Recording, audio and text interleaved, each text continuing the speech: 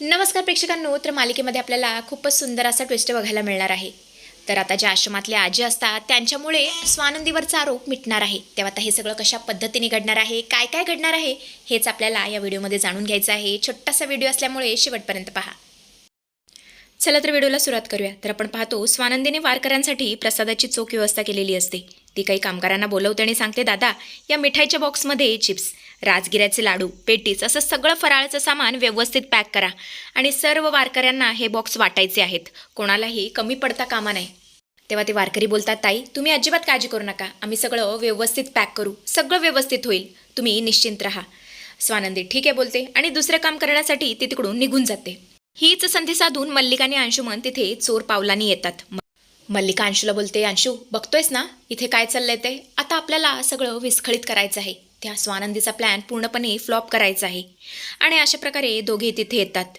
पटापट प्रसादाचे डबे उघडतात आणि त्यातला सगळा फराळ बाजूला काढून लपवून ठेवतात. सगळे डबे रिकामे करून पुन्हा जसेच्या तसे लावून ठेवतात. हे सगळं करत असताना अंशुमन एक बॉक्स उघडतो आणि त्यातले चिप्स पटापट खाऊ लागतो. ते पाहून मल्लिका बोलते, अंशू ही काय वेळ आहे का खाण्याची? अरे जर आपल्याला कोणी इथे बघितलं तर किती मोठा अनर्थ होईल. चल चल, जे करायला आलोय ना ते नंतर कर. चिप्स काय आपल्याला नंतर खाता येतील, आपण इथे ज्यासाठी आलोय ना ते पटापट कर. तेव्हा अंशुमन बोलतो, हो मॉम तू अजिबात काळजी करू नकोस. आणि अशा प्रकारे सगळे बॉक्स ते रिकामे करतात. अंशुमन बोलतो, काल हिने मला एक्सपोज करण्याचा प्रयत्न केला होता ना, आता बघ उपाशी वारकऱ्यांना जेव्हा ते रिकामे डबे मिळतील ना तेव्हा ते स्वानंदीला कसे शाप देतील. समर आणि राजवाडे कसे तोंडावरती आपटतात ना ते बघच तू, खूप मजा येणार आहे. मॉम तुझा प्लॅन मला खूप आवडला. मला त्या समर आणि स्वानंदीला तोंडावरती आपटताना बघायचंय, खूप खूप रडताना बघायचंय. इकडे आपण पाहतो तर काय कार्यक्रम आटपलेला असतो. नाना म्हणत असतात, चला आता विठोबा तर झाला, आता पोटोबा करूया. स्वानंदी जा पटकन प्रसादाचे बॉक्स घेऊन याने सगळ्यांना वाट. तेव्हा स्वानंदी बोलते, हो नाना आत्ताच आणते. असं म्हणत असती अत्यंत प्रेमाने भक्तिभावाने ते प्रसादाचे बॉक्स घेऊन वारकऱ्यांना वाटायला सुरुवात करते. सकाळपासून नाचून भजन करून सगळे वारकरी खूप थकलेले आणि भुकेलेले असतात. आजोबाणी इतर वारकरी मोठ्या श्रद्धेने प्रसादाचा तो डब्बा उघडतात आणि समोर बघितल्यावर त्यांना खूप मोठा धक्का बसतो. कारण डब्बे पूर्णपणे रिकामे असतात, त्या डब्यांमध्ये काहीच नसतं. एक आजोबा प्रचंड संतापाने उभे राहतात आणि स्वानंदीला ओरडत बोलतात, स्वानंदी अगं हे सगळं काय आहे, सगळे डबे रिकामे. तुला जर आम्हाला प्रसाद द्यायचा नव्हता तर स्पष्टपणे सांगायचं होतंस ना.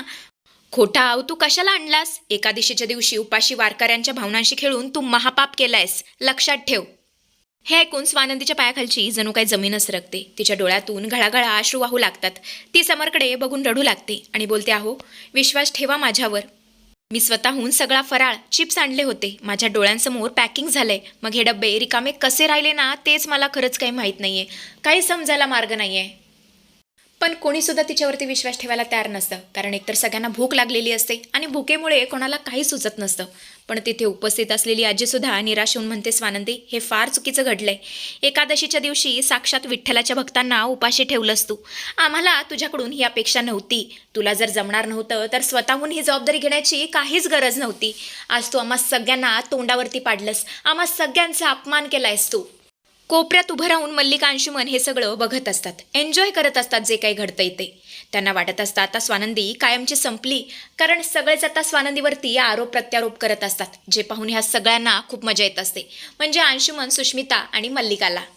स्वानंदी मात्र ढसाढसा रडत असते. राजवाडे कुटुंबियांच्या माना शर्मेने खाली झुकलेले असतात, कारण कोणाला बोलायला काहीच उरलेलं नसतं. आणि तेवढंच तिथे थांबा असा एक मोठा आवाज येतो.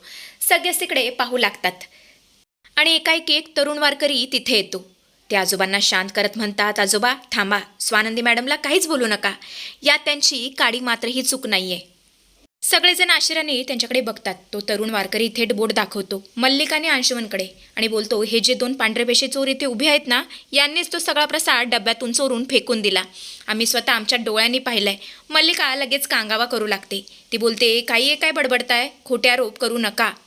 आणि तसा पण हा प्रसाद आमच्याकडून आलाय, राजवाड्यांकडून आलाय. मी आमच्याच घरच्यांच्या बाबतीत गद्दारी का करेन? आमचं राजवाड्यांचं नाव खाली जाईल असं मी करेनच का? आणि या सगळ्याचा पुरावा असेल ना तरच बोला, नाहीतर बोलू नका. तेव्हा तो तरुण वारकरी खिशातून आपला स्मार्टफोन काढतो आणि म्हणतो, पुरावा, हा घ्या पुरावा. तो एक व्हिडिओ प्ले करतो. त्या व्हिडिओमध्ये मल्लिका आणि अंशुमन प्रसादाचे डबे उघडून फराळ चोरताना आणि स्वानंदीच्या बदनामीचे प्लॅन्स करताना स्पष्टपणे दिसत असतात आणि ऐकूसुद्धा येत असतात. मल्लिकाला तर इतका राग आलेला असतो, ती जोरात फोन जमिनीवरती आपटते आणि पायाने चिरडते आणि बोलते, कोणता व्हिडिओ, कसला पुरावा? हा भिक्कारडा वारकरी खोटं बोलतोय. या स्वानंदीने याला पैसे देऊन आमच्या विरुद्ध उभं केलंय. आणि तसं पण आजच्या जमान्यामध्ये एआयचे व्हिडिओ बनवता येतात, त्यामुळे कोणीही याच्यावरती विश्वास ठेवू नका. समर, प्लीज आमच्यावरती विश्वास ठेव. ही स्वानंदी खूप कटकारस्थान करते. कालसुद्धा हिने माझ्यावरती आरोप केले, अंगठीचा आरोप केला, आणि आज असं. बघतोयस ना समर, ही स्वानंदी आमची पाठच सोडत नाहीये. हे सगळं करून हिला काय मिळणार आहे ना, तेच मला समजत नाहीये. मला तर इतकं रडू येते ना, खरंच आमच्याबरोबर अन्याय होतोय असं वाटतंय.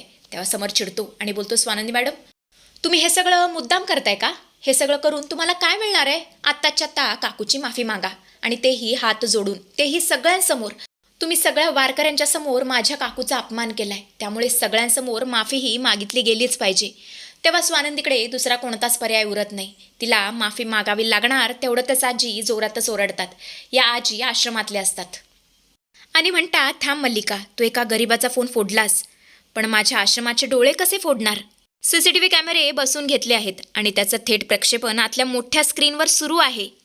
आणि हे ऐकल्यावर मल्लिकाने अंशुमनच्या पायाखालची जमीनच सरकते. मल्लिकाचे डोळे भीतीने मोठे होतात. ती बोलते, काय आतमध्ये लाईव्ह सुरू आहे?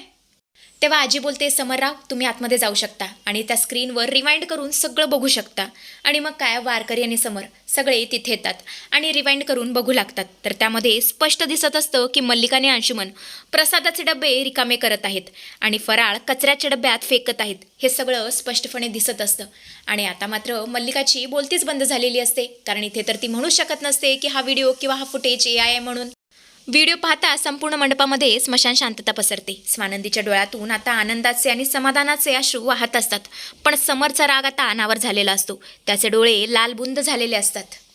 समोर बोलतो, अंशुमन, तुझी हिंमत कशी काय झाली? माझ्या पत्नीला, स्वानंदीला खोटं ठरवण्याची, विठ्ठलाच्या प्रसादाशी खेळण्याची तुझी लायकी तरी आहे का? तेव्हा मल्लिका पुन्हा म्हणू लागते की समर, तुझा काहीतरी गैरसमज झालाय. तेव्हा समर बोलतो, चुप्प बस मल्लिका काकू. अगं किती अजून बोलणार? मला तर असं वाटतंय, काल ती अंगठी होती ना, ती सुद्धा तुझीच असणार आहे. आज जर तुम्ही माझ्या घरच्या मोठ्या नसताना, तर याच मंडपामध्ये मी तुमची काय अवस्था केली असते ना, हे माझंच मला माहीत नाही. तुम्ही स्वानंदीचा तिरस्कार करता इथपर्यंत ठीक आहे, पण आज तुम्ही साक्षात पांडुरंगाचा आणि या वारकऱ्यांचा अपमान केलाय, आणि याला माफी नाही. आणि त्यातलाच एक वयोवृद्ध वारकरी संतापाने बोलतो, समरराव, तुम्ही बाजूला व्हा. हा राजवाडे घराण्याचा प्रश्न नाहीच आहे. हा आमच्या माऊलींच्या प्रसादाचा अपमान आहे. यांच्यासारख्या पाप्यांना आता आम्हीच अद्दल घडवणार. असं म्हणतच सगळे वारकरी पुंडलिक वरदे हरी विठ्ठल असा जयघोष करत अंशुमनला घेरतात.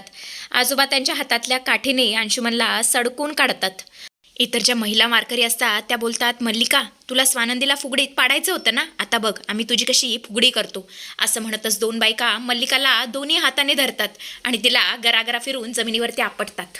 मल्लिका, अंशुमन यांची अवस्था इतकी विकट झालेली असते की बासच. मल्लिकाची साडी पूर्णपणे विस्कटलेली असते.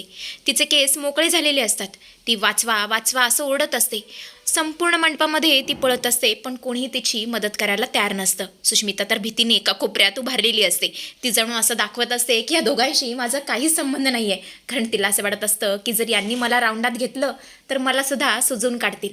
त्यामुळे ही सुष्मिता गपचूप एका कोपऱ्यात लपून उभी असते.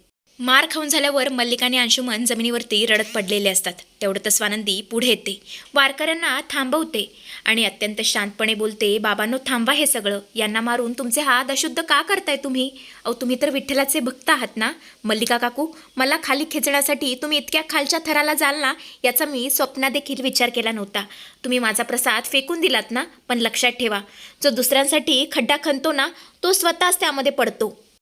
आज तुम्ही सगळ्यांसमोर मला पाडायला गेलात, पण माझ्या विठुरायाने आज तुम्हाला संपूर्ण जगासमोर उघडं पाडलं. राजवाडे यांना आत्ताच्या आत्ता या आश्रमातून बाहेर काढा. या पाप्यांमुळे मला इथलं पवित्र वातावरण खराब करायचं नाहीये. आणि मग काय, सिक्युरिटीवाले म्हणजे ते वारकरी जे असतात ते अंशुमन मल्लिकाला फरफटत आश्रमाच्या बाहेर फेकून देतात. आणि त्यानंतर सगळेच वारकरी स्वानंदीची हात जोडून माफी मागतात. आजोबा बोलतात, लेकी, आम्हाला माफ कर, आम्ही तुला चुकीचं समजलं. तू कायमच या आश्रमासाठी झटत आलीस, पण आम्ही तुझ्यावर आरोप करताना एकदाही विचार केला नाही. खरंच हे सगळे आरोप करत असताना आमची जीभ कशी काय फुटली नाही कोणास ठाऊक. पण पोरी, आम्हाला माफ कर. तेव्हा स्वानंदी बोलते, आजोबा, प्लीज माझी माफी मागू नका. आणि तसं पण तुम्ही सगळेच माझे विठ्ठल आहात. चला, मी तुमच्यासाठी नवीन प्रसाद बनवून आणते. मला काही जास्त वेळ लागत नाही. आणि मग स्वानंदी पुन्हा नवीन प्रसाद बनवून आणते. हे सगळं करत असताना राजवाड्यांनासुद्धा खूप वाईट वाटलेलं असतं. ते सुद्धा बोलतात, सॉरी स्वानंदी मॅडम, मला माफ करा. मी सुद्धा काकूंची बाजू घेतली, तुमच्यावरती आरोप लावले, मला माफ करा. आणि अशा प्रकारे सगळ्यांनी आता स्वानंदीची माफी मागितलेली असते. तर अशा पद्धतीचा भाग आपल्याला बघायला मिळेल.